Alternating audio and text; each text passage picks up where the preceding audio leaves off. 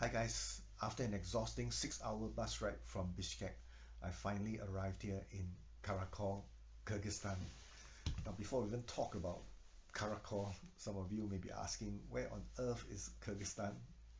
Well, Kyrgyzstan is a relatively small Central Asian country that's nestled between giants like China in the east, Kazakhstan in the north, Uzbekistan in the west, and Tajikistan in the south. It's located at the eastern corner of the country, just 150 kilometers away from the Chinese border. If you're not careful and run too fast, you may just crash into the Tian Shan Mountains.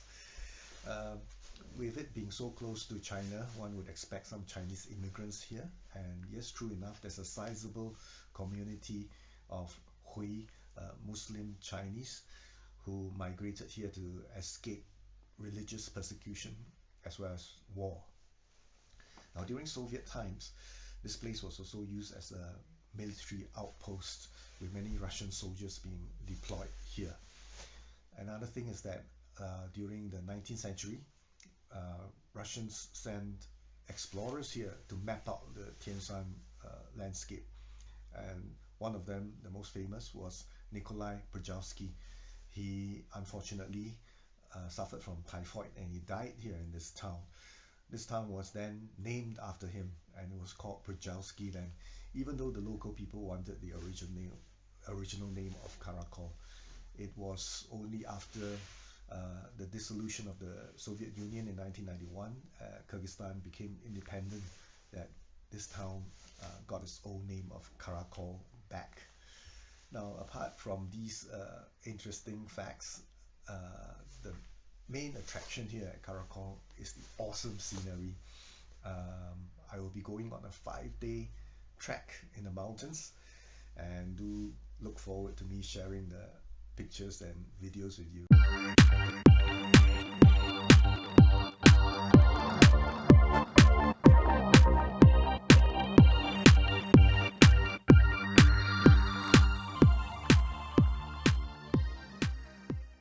Alright, we'll be starting our trek soon, and this rock formation that you see in front here is called Broken Heart. Looks something like a broken heart, right? So behind every interesting rock formation there has to be some explanation. Well, the explanation here is that many years ago there's a Kyrgyz beauty who was sought after by two suitors. They fought so hard among themselves that there's a lot of bloodshed. So this woman was so sad that she killed herself, and this rock grew out to represent her broken heart.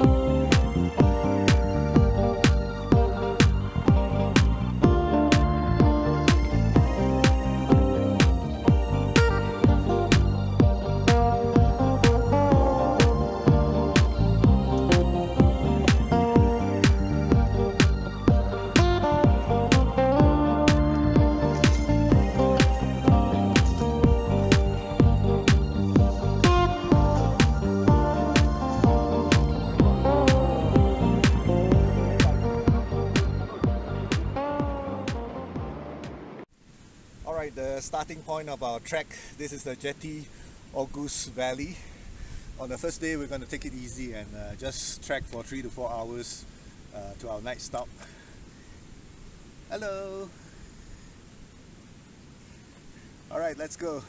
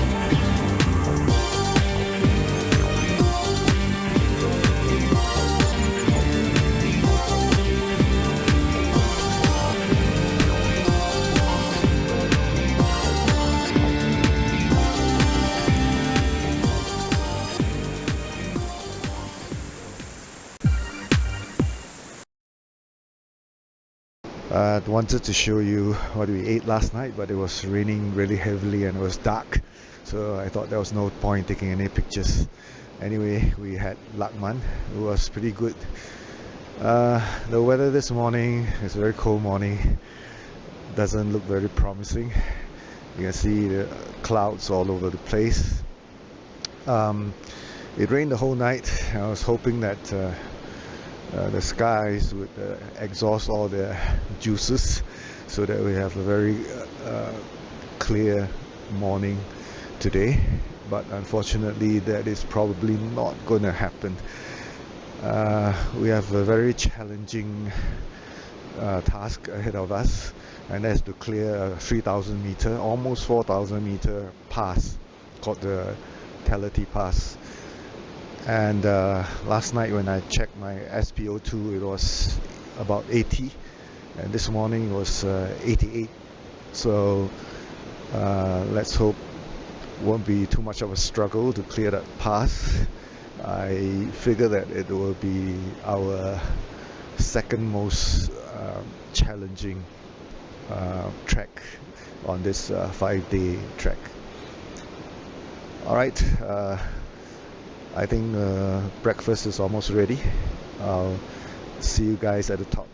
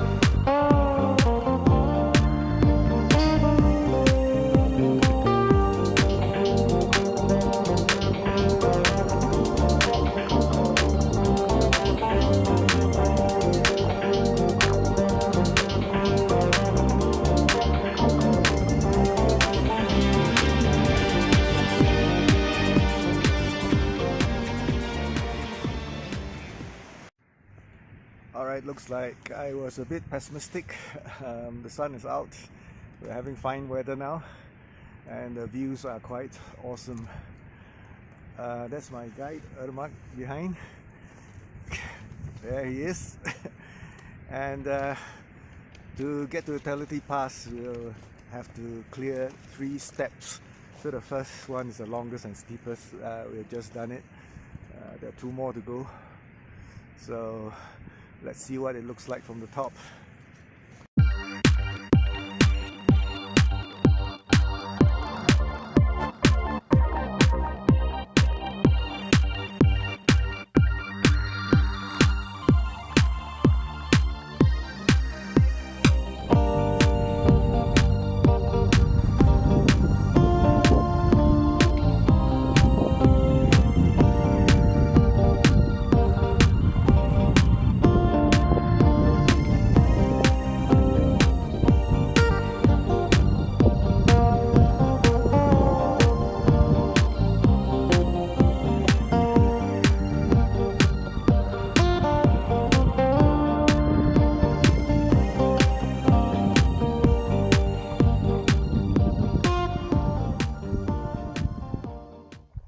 I'm now on the other side of Teleti Pass.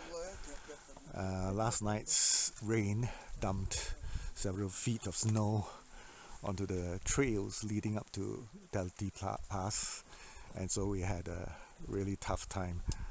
What was supposed to be a simple trek turned out to be a mountaineering expedition. Well, we all made it alive, and we are now heading towards our night stop on day 2.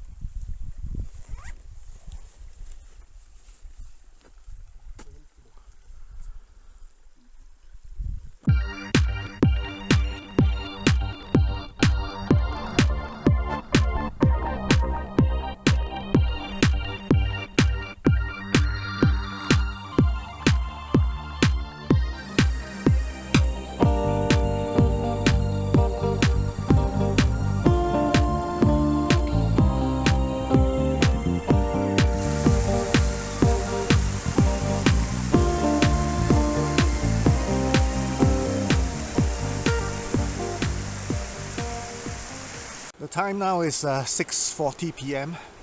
It's the end of another long day. I can see our campsite maybe 1 to 2 kilometers away on the bank of the meandering stream. It has been a tough day, as I mentioned before. We're not prepared for all the snow, the deep snow and all that. So I'm glad that the day is coming to an end. A note about trekking in Kyrgyzstan. You see, in Nepal, the altitudes may be higher, but the distances are shorter. So don't underestimate the treks in Kyrgyzstan, because they tend to be much longer. Alright, I'll head off to the campsite now and take a rest. Tomorrow we'll be going to Alaku Lake.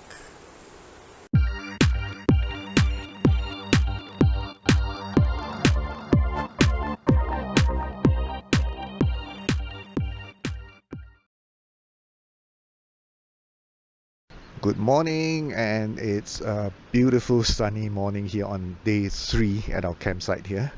You can see, I don't know whether you can see them or not, but there are herds of cows grazing on the hillsides. Beautiful valley bursting with wildflowers. It's summer, and summer happens to be the only trekking season here in Kyrgyzstan, unlike in Nepal, where you can trek in spring or autumn. And in autumn you can expect clear skies most of the time, but over here you can only trek in summer, and summer also happens to be the season with the most rain. So a sunny day like this can easily turn cloudy or even stormy. Let's hope this kind of weather holds up for the rest of the day. We'll be trekking up to Alaku Lake at about 3,500 meters above sea level. I heard that it's pretty scenic up there, so I'll be capturing quite a lot of nice videos and photos for you. And in the meantime, I'm a bit concerned about Prof. Chung, our physics professor from Korea. He had a fall yesterday, and nothing serious, just a few scratches and bruises here and there. I hope he'll be able to complete today's trek without any issues. Our guide seems to downplay the difficulty of the trek every day, every single day. I'm not sure how difficult it's going to be. If it's going to be like yesterday, then it's going to be quite a struggle for us. Anyway, this is an adventure, and we'll just deal with whatever comes our way, whatever Mother Nature serves us.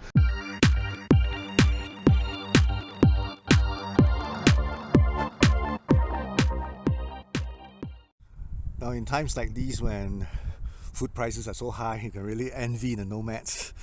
They can just buy little lambs, little calves, bring them up here, feed them on all this free food, and once they are fattened up, they bring them down to the markets and sell them. What a way of life.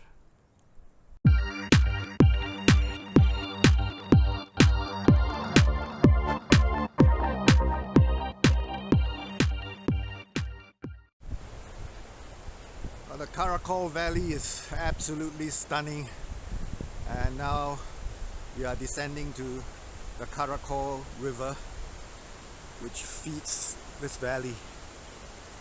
I see a very rickety looking bridge ahead. Just got to be careful.